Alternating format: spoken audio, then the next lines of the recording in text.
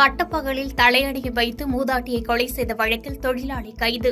பூர்வீக சொத்துக்காக சொந்த தாயையே தனது மகனுடன் இணைந்து கொலை செய்தது விசாரணையில் அம்பலம். ஈரோடு அடுத்த செட்டிப்பாளையத்தில் வசித்து வந்தவர் 80 வயதான மூதாட்டி ராதா. கணவர் உயிரிழந்துவிட்ட நிலையில் தனது 2 மகள் மற்றும் மகன் பராமரிப்பில் இருந்து வந்துள்ளார்.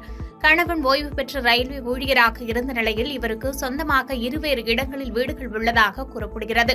மூதாட்டியின் சொத்து தொடர்பாக அவரது மகன் மற்றும் மகள்களுக்குள் தகராறு இருந்து வந்ததாகவும் சொல்லப்படுகிறது. இந்த நிலையில் நேற்று முன்தினம் நாற்காலியில் அமர்ந்தவாறு மூதாட்டி மர்மமான முறையில் உயிரிழந்தார். இதுகுறித்து மூதாட்டியின் மகள் ஈரோடு தாலுகா காவல் நிலையத்தில் புகார் அளித்தார். அதன் பேரில் விசாரணையை துவங்கிய தாலுகா போலீசார் தலைமறைவாக இருந்த அவரது மகன் கணேசன் என்பவரை காவல் நிலையத்திற்கு அழைத்து வந்து விசாரணை நடத்தினர். அப்போது தன் தாயின் பூர்வீக சொத்தை அபகரிப்பதற்காக சொந்த தாய் என்றும் பாராமல் தலையணையால் அமுத்தி மகன் கணேசன் மற்றும் கணேசனின் மகன் அஜித் ஆகிய இருவரும் கூட்டு சேர்ந்து கொலை செய்தது போலீசாரின் விசாரணையில் தெரியவந்துள்ளது.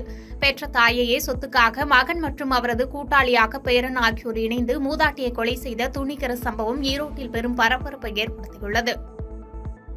பாதகம் செய்பவரை கண்டால் நாம் பயங்கொள்ளலாகாது பாப்பா.